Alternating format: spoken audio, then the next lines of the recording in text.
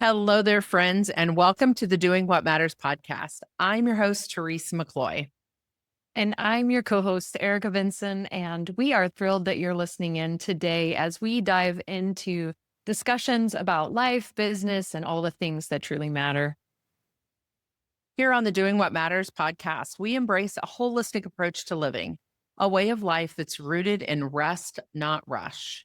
It's about connecting to our real self, our real life, and our real work, and remembering who God uniquely created us to be.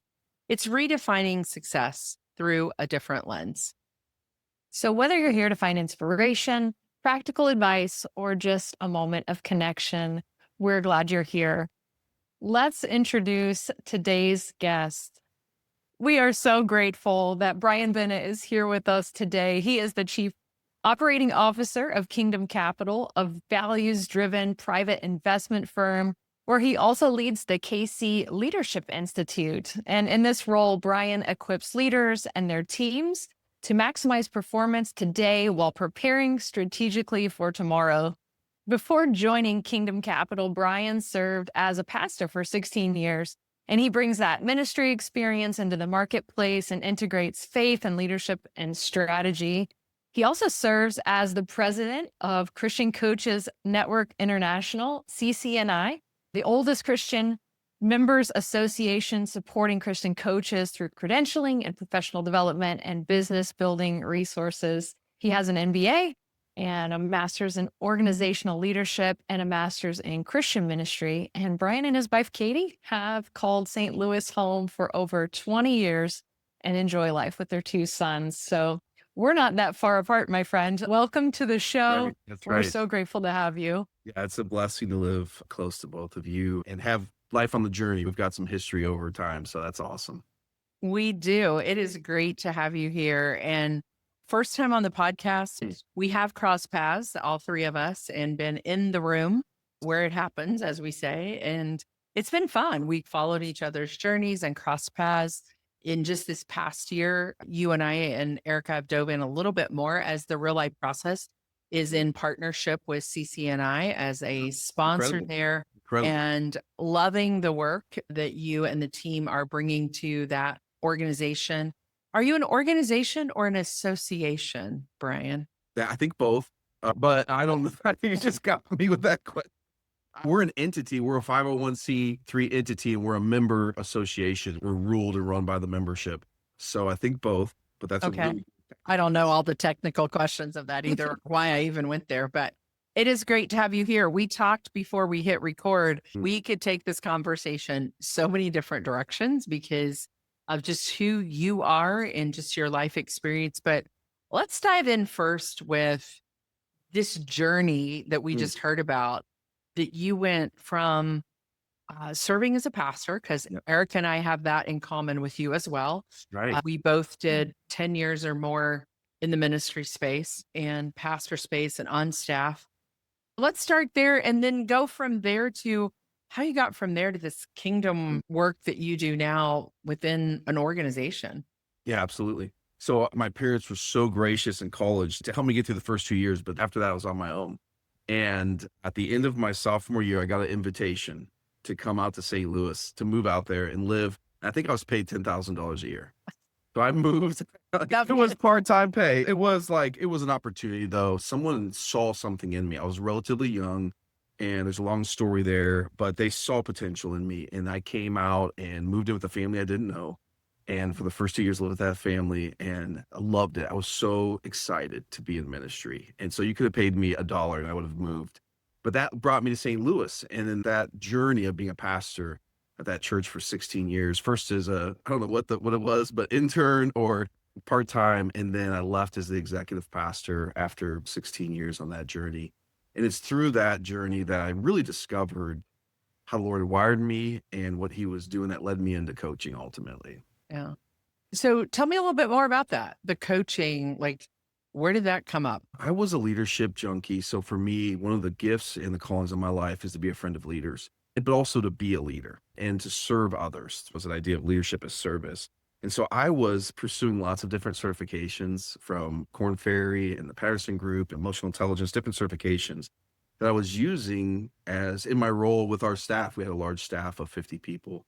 And so I was serving them and using those things.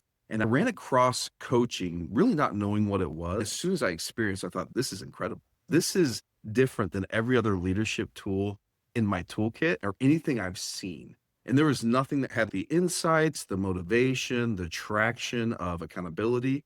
And so through that journey, it led me to start exploring, could I get coach training? And that started down the path that ultimately led me into coaching. Brian, you talked about someone seeing that potential in you. And I know that's part of your passion, even as you work with others. So talk a little bit about the impact, first to have that named, but then to be able to actually pay that forward and make an impact with others in this season. One of the things that I'm very motivated by, I was telling someone the other day, is helping others succeed. And so being the president of Christian Coaches Network International is an opportunity for me to help a lot of other people succeed. And I love that. How can we help these Christian coaches be more successful? And that may look like honing the craft of coaching. It may look like building a sustainable practice or overcoming some fear or insecurities, things that would hold them back from activating. So often we play small in the world.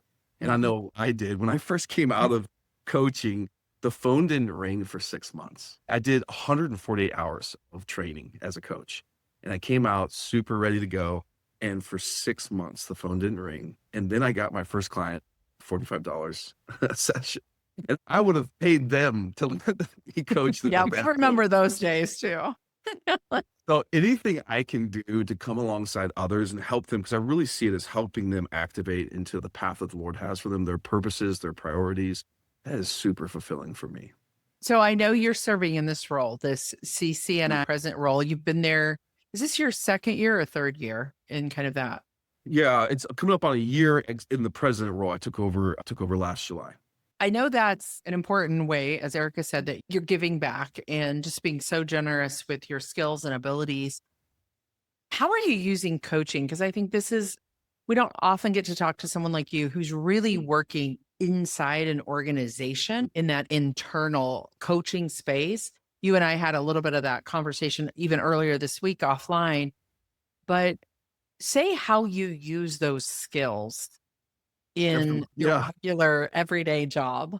Yeah, it's a little bit hard to pin me into one category as a coach. I want to tell a story about a pain point that led to a purpose point on my journey. And so I had discovered coaching and I started to add it to the tool set. And then I ran into this moment where my son was diagnosed with some learning challenges. And I'll never forget the day where I come home and my wife's, here's a $15,000 bill. And I was like, I don't know how we're going to pay for that. You want to give your children the best they can have in this world in terms of if they need extra support or services or things like that. That led me into strategy. That led me into training and ultimately led me down the path of coaching. And all of those things are reflected in my current role. And that led me, I was doing an exegetical theology master's at a seminary at that time. And I quit after 40 hours. I was going to say, because that's what they look for on the resume, right? Yeah.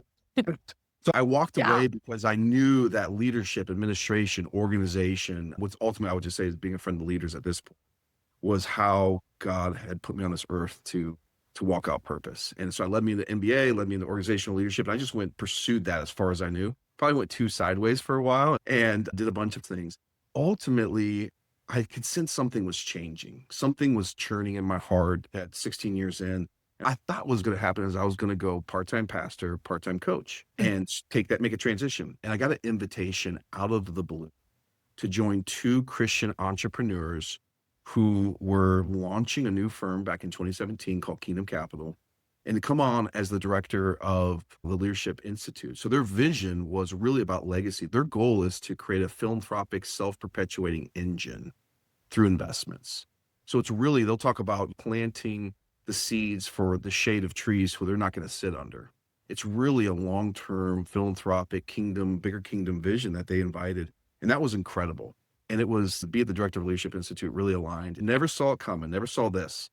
And then I said yes and started a new chapter. Over time, I became the chief operating officer of the firm. I use coaching today internally with our portfolio companies. So we'll take an equity position in a company. And then we use coaching to serve those team members and those CEOs and kind of C-suite team.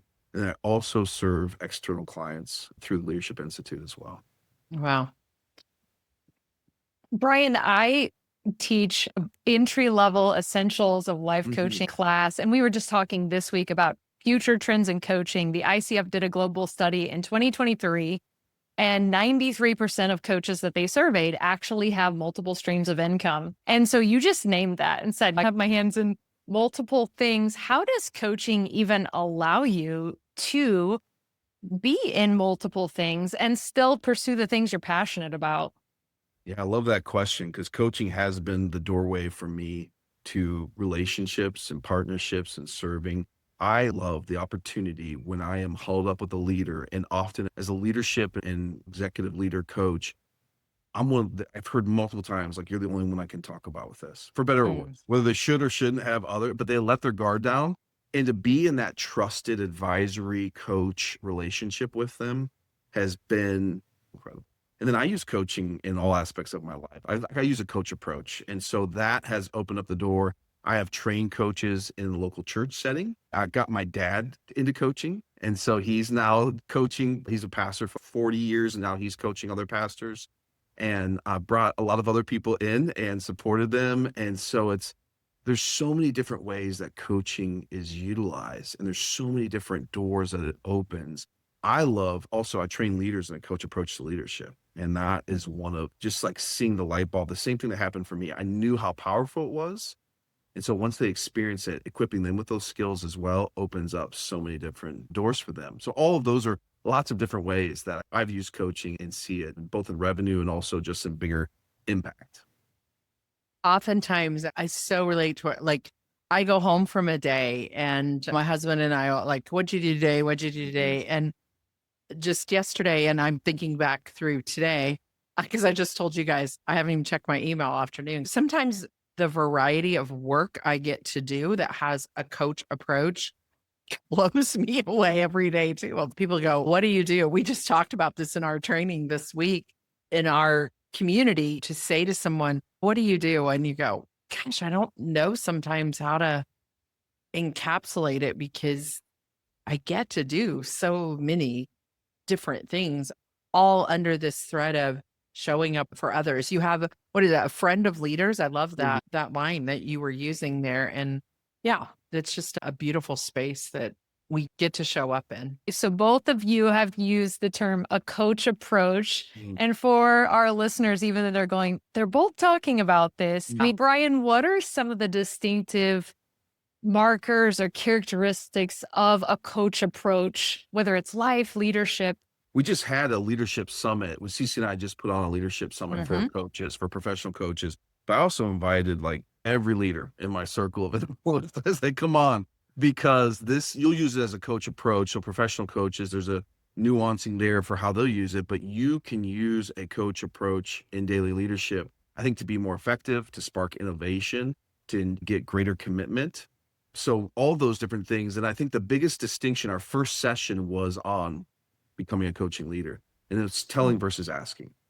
So the greatest distinction, I think, is the shift from assuming, the assumption trap, that I know all about the situation, all about the person's motivation, all about these things, and then I'm going to tell. Now, telling absolutely has its place. Often when I'm working with leaders, coaching is one tool. It's not the only tool you need. It's not the only golf club in your pack, but it is a really powerful tool. And I think it has such a significant impact. When I ask a question, it can spark new insights that I wasn't expecting. When I ask a question, instead of just assuming, it can spark greater commitment from the person that I'm talking to. When I ask a question, it forces both of us to engage in a deeper way of thinking about whatever we're talking about, to question our assumptions. And that opens up lots of different possibilities. And so I think for leaders, you think about innovation in your business, you think about full commitment, creative effort versus compliance of your team, of your employees, a coach approach, asking questions as a starting point. It's not the only thing, but combining phenomenal listening, fully present listening, which is something in my personality and just how Lord's wired me, I've had to really work on to be fully present. I'm with you. I'm an urgent go-do person. That's how I operate as so there was a moment where, as a young pastor, I went from overseeing a team of 5, and I was all in on ministry without any boundaries. And for me, I burned out. And there was a week where for 2 weeks, I didn't want to get out of bed. I didn't know what was going on. Burned, burned out because I didn't have awareness. I wasn't in tune with kind of what was driving me, what needed to happen. I had full commitment, and people just clap you on with that kind of full commitment. They'll clap you all the way into the wall. I think a coach approach can help people develop, gain more awareness, and expand their ability to be high performers in a healthy. Yeah. I love those two words of telling versus assuming, and just catching yourself, whether you've had coach training or not. Yeah. That idea of coach approach is catching yourself in.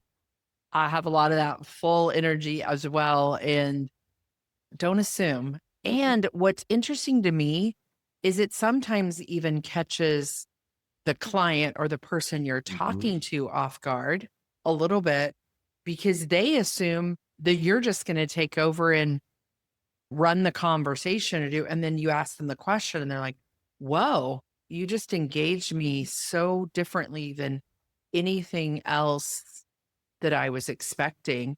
So yeah, I really like the idea of they clap you on too. That's a phrase I'm going to use. So I'm stealing that one.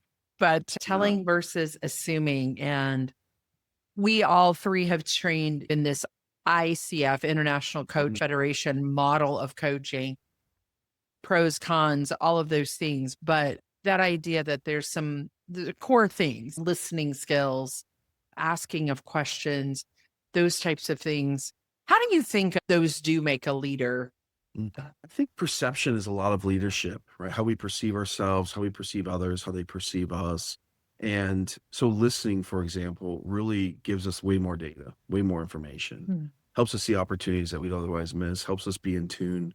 So often we assume, we direct, and again, direction has its place, but we miss. There's a lot left in the orange to squeeze in this individual. How many team members are not telling their boss that they have a skill or they have a passion zone or they have something to contribute because no one's asking? It's just dormant in them, because if you don't see it, if you don't perceive it, then you don't know to ask. And so I think a coach approach leads by asking, leads by helping pull out the full. I really see it as leadership development, because you're helping them capture learning. You're helping them ask questions that enlarge their awareness and expand their awareness zones. And that alone can activate people to new levels of impact just by helping them get in touch with them through the questions. Yeah, it sounds like empowering. Absolutely. And how often in the day is anyone saying, say more about that? No one's listening to you. No one's listening. They're listening to talk. I'm listening to talk a lot of the time. And so if I really tune in, is there a greater gift?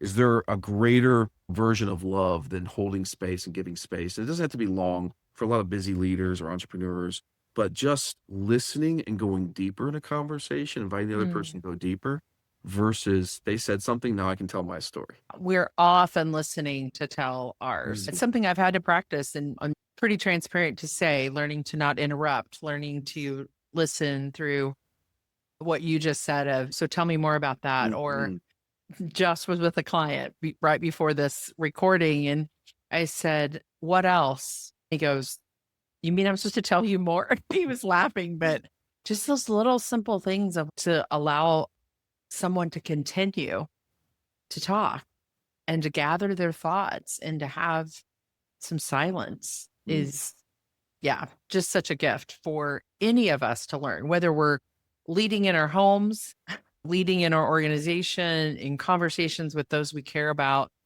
I think that's what always amazes me about coaching skills. It's just being a good human being and showing up in a different way with those we care about. And how much information we're inundated more now that with the AI advancements, we can get information and create content so rapidly. Everyone's creating tons of content. There's tons of resources being put out there, which are helpful, but we're not assimilating.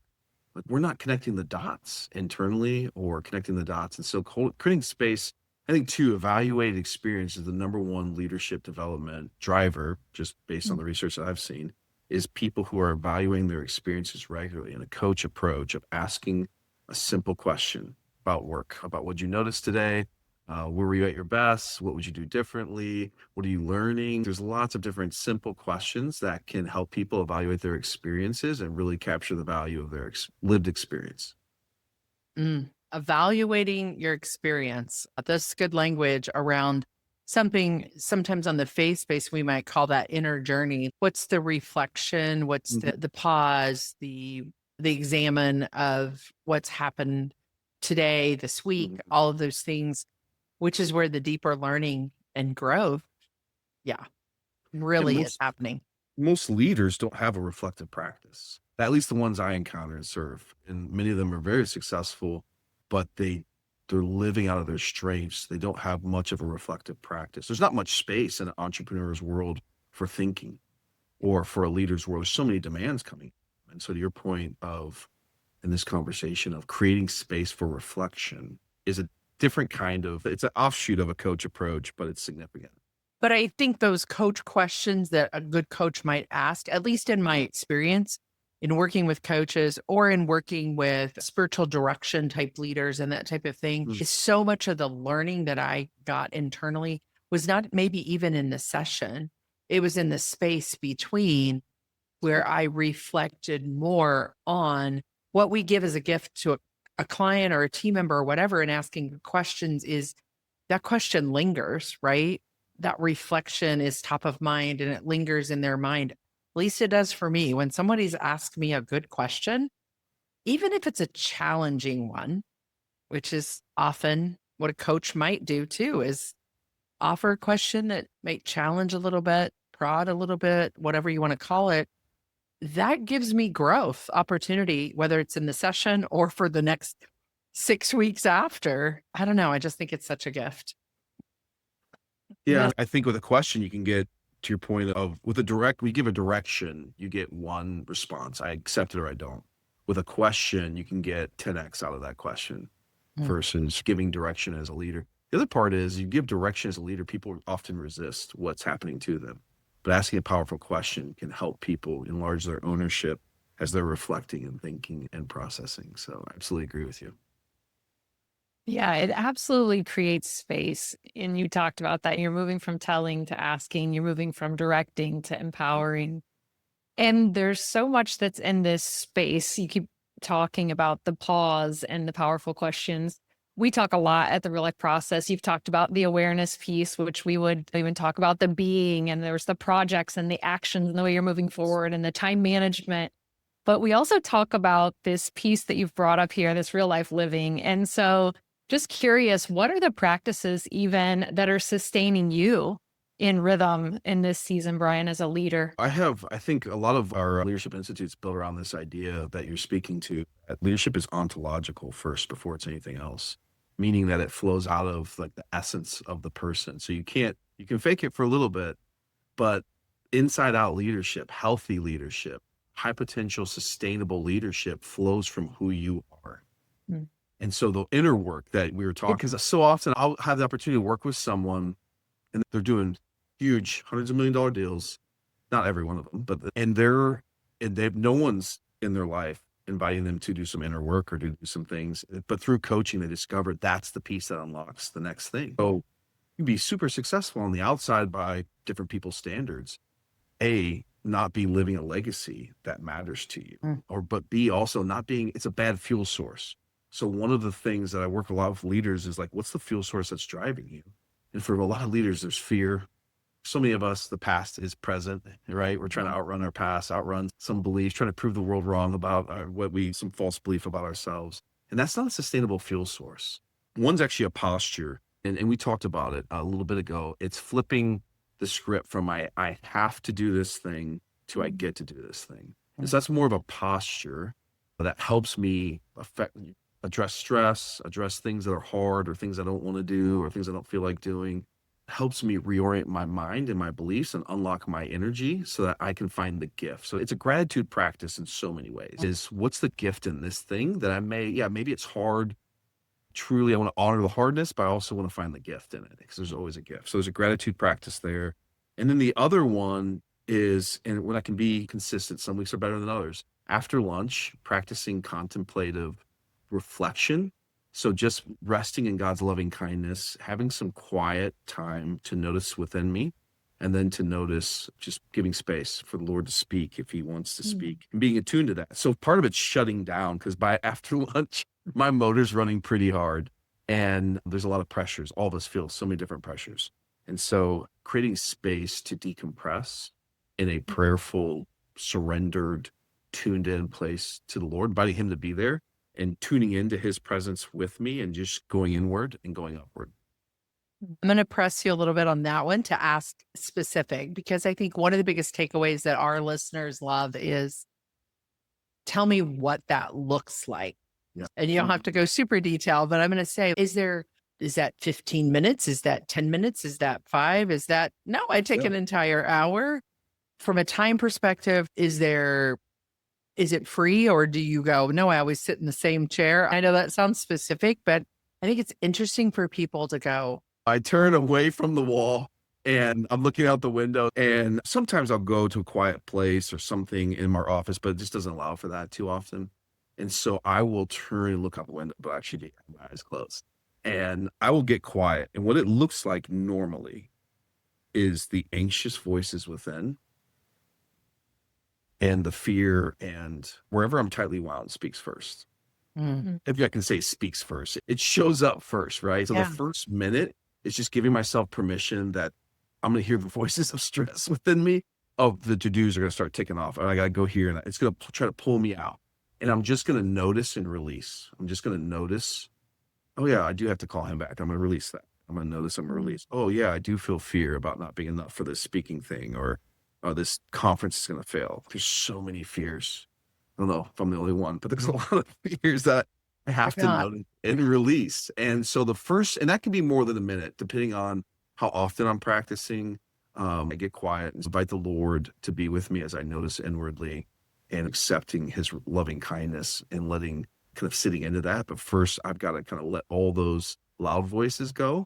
And then I try to tune in to just notice how the Lord has been with me, either kind of an examine practice. So I'll look back on the day, or I'll look back on the week and do a modified kind of examine practice, or lock into a phrase like being the beloved, or a different phrase in that moment that's resonating in me, and just sit with that phrase. And whenever my mind wanders to lunch, after lunch, or what am I going to do for dinner tonight, or something else, I'll just acknowledge it, not judge myself, release, come back to the phrase, reroute. And I'll practice that. And I'll set a timer sometimes for 10 minutes or 5 minutes or 2 minutes, depending on the day. Because even a little bit of space is so powerful at unlocking a secure leader, a well-differentiated, secure leader showing up to the demands of the day, to their team, versus a leader who's disconnected on the inside showing up is fundamentally different. And this practice helps with both. So good. Thank you for just being very transparent to say, because on the sister podcast that we do, the Real Life Practice podcast, we just did a whole series at the beginning of the year on silence and solitude. And what does that look like? And it can be in the middle of the day in a crazy office with a glassed window, where you posture yourself in such a way, right? Of, no, I can take this 5 minutes or this 10 minutes. It also reminds me a little bit, as you even say, what you do in the middle of a day, of the practice of kind of the hours, the office, the daily office. Eric and I have both, in our spiritual formation journeys, have practiced those things and still do. And so there's so much to be said around those types of practices. And to hear that a leader such as yourself, working in a very busy, full life, is practicing that is such an encouragement to me. Just to say, it's such a reminder to me of, the idea that we're in community. Even something as simple as, man, if every day after lunch, the whole entire world was saying, for 5 or 10 minutes, I'm going to recenter myself. Yes. What a different world. Our CEO has a saying that if you meet with him, which sometimes I'll meet with him, like we met and I met with him after our meeting. So pretty late in the day, but what he'll say is, get ready for your most important meeting of the day. And just what you said there sparked that thought too. How am I transitioning from my work to home life, whatever that means, whatever that looks like? But what are those helpful transitions? And again, that's one of those things too, where like a short practice, not very long, but helps me not charge my home system with stress or Mm. the stress of work or whatever. So having some kind of practice on the way home too, or at home before Yeah. helps with that. Yeah. I know that you do wear multiple hats, and we've touched on a few of them. I'd like to spend just 2 minutes on the hat that you mentioned early on the call before we wrap up, and we could do a whole other podcast on this, but just tell me about what your hopes and dreams are. If there are coaches out there that are listening Mhm. in that resonate with the CCNI Yeah. and that organization, give me the 2 to 3 minute version of what is a vision for that organization.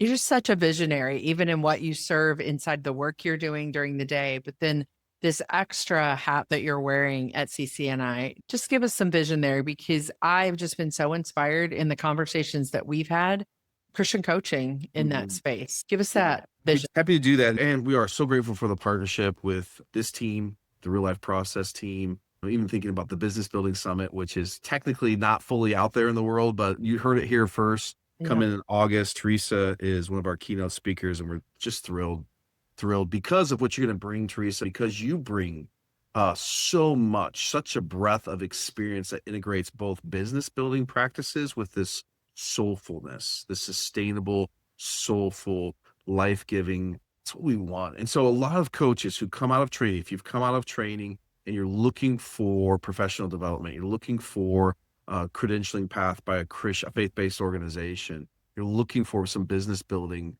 support, CCNI continues to offer that as a third-party entity or membership association in the industry, where we offer, I think our credential is one of the best kept secrets.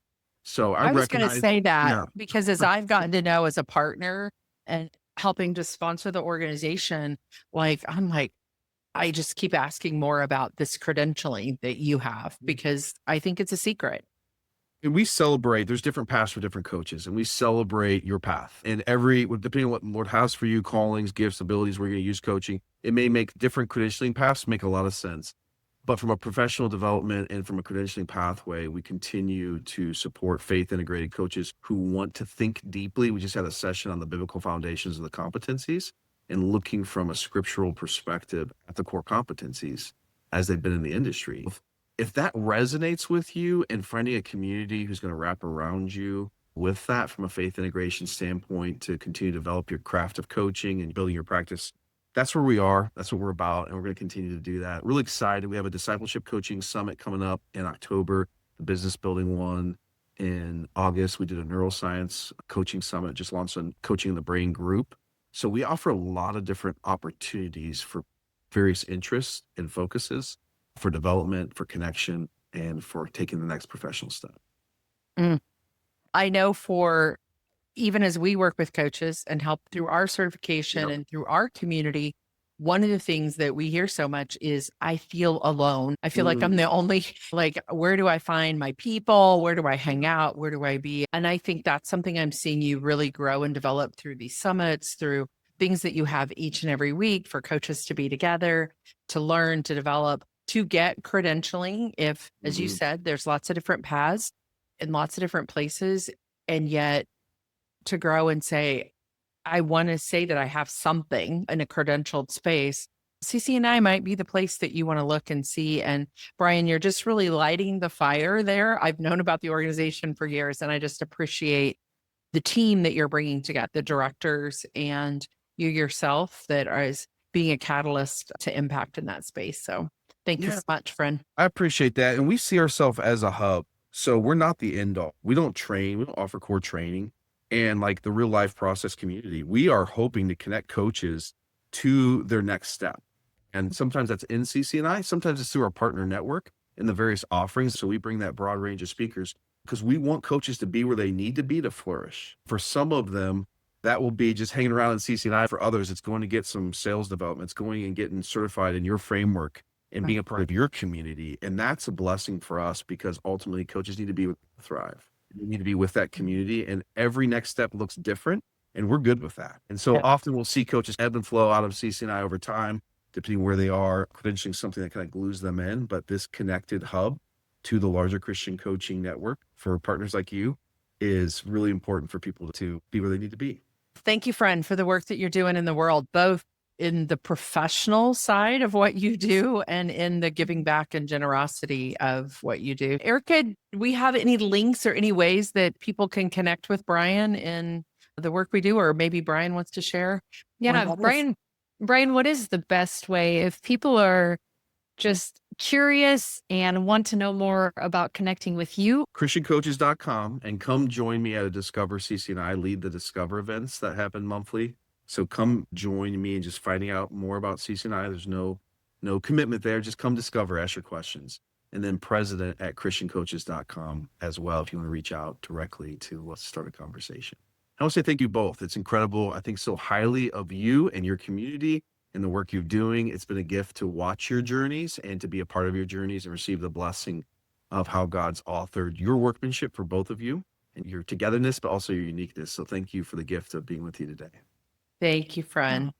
We hope that you'll even go back and listen to that. There's so much richness in this. Like, I was writing down things and going, oh, that's just such a great takeaway. So listen through once, go back and listen through again. And remember that every ordinary day has an extraordinary moment.